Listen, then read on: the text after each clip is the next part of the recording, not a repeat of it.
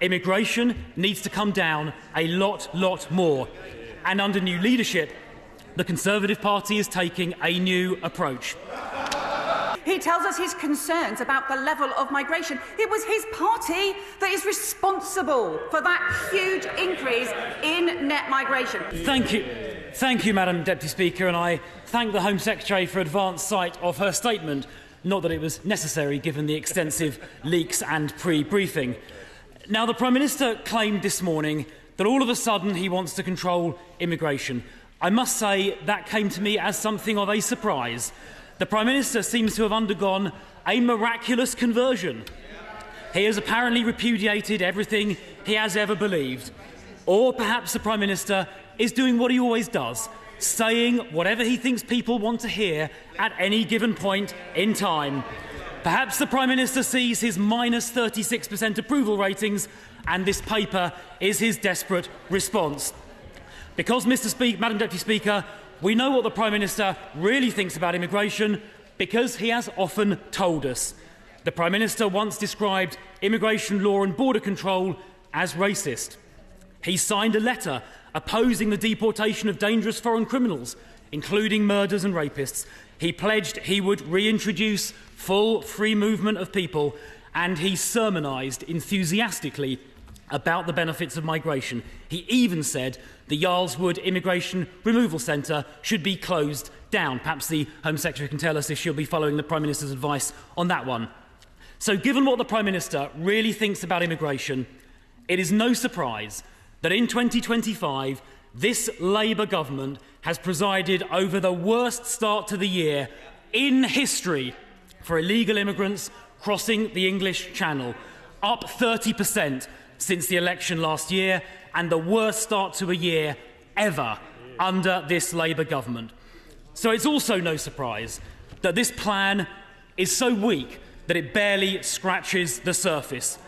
On its very first page, it seeks to create a false impression. It says visa applications, and the Home Secretary repeated this a minute ago, saying visa applications are 40% down since the election, implying that is somehow down to this government. Why are visa applications actually down by 40%?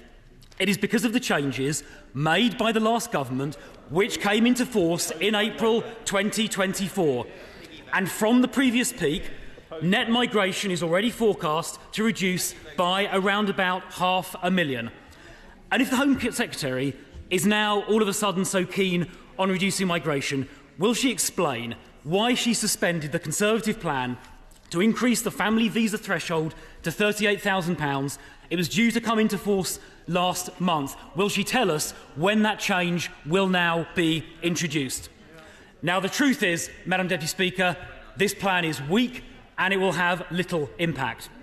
The Home Secretary admitted on Laura Kuenssberg's programme yesterday the measures will only reduce net migration by 50,000, just 1/10 of the impact of the previous Conservative changes. The honest truth is that we need to go much further than this paper does. Immigration needs to come down a lot more. And under new leadership, the Conservative Party is taking a new approach. Well, you can vote on this later if you're so keen. High immigration has put pressure on housing.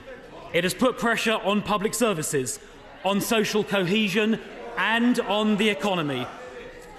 Because mass low-wage, low-skill migration actually undermines our economy's productivity and costs other taxpayers money, because low-wage migrants consume services which cost the Exchequer more than they pay in tax, particularly where there are dependents. So we need to go much further, and that is why later today the House will vote on 2 Conservative proposals as amendments to the Borders Bill, which I can see members opposite are very excited about the prospect of doing. The first of those amendments will create a binding annual cap on migration to be set and voted on democratically by this Parliament. It will allow full democratic parliamentary control over those migration numbers, deliver complete transparency and ensure immigration levels are drastically reduced. I can see the Immigration Minister talking enthusiastically from the front bench. I assume that means she'll be supporting this measure. And, Madam Deputy Speaker, secondly, we will vote on an amendment to repeal the Human Rights Act from all immigration matters. Not just tinker with Article 8, as the Home Secretary says. This will stop foreign criminals and others with no right to be here from abusing human rights laws in UK courts, including Article 3.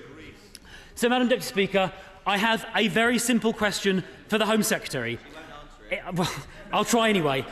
If she is really serious about controlling immigration, will she vote later on today for the immigration cap, and will she vote to repeal the Human Rights Act for all immigration matters? Home Secretary.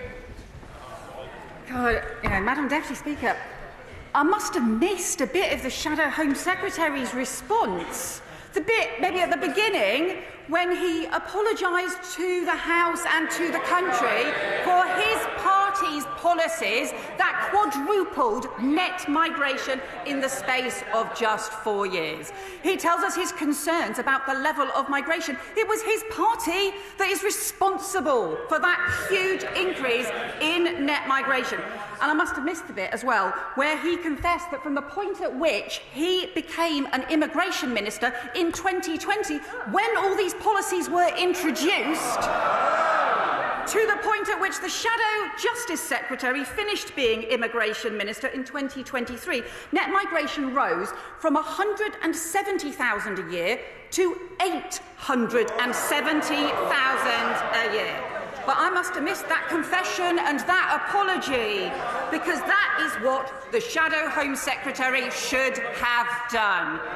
And frankly, until he admits his failure, until he apologises for the damage that the chaos that he and his party caused, frankly, no one is going to take seriously a single word he says. And he refers to visa changes that were made before the election. I would say we supported changes that were made by the Right Honourable Member for Braintree, but he had to reverse some of the changes that the Shadow Home Secretary made when he was an immigration minister.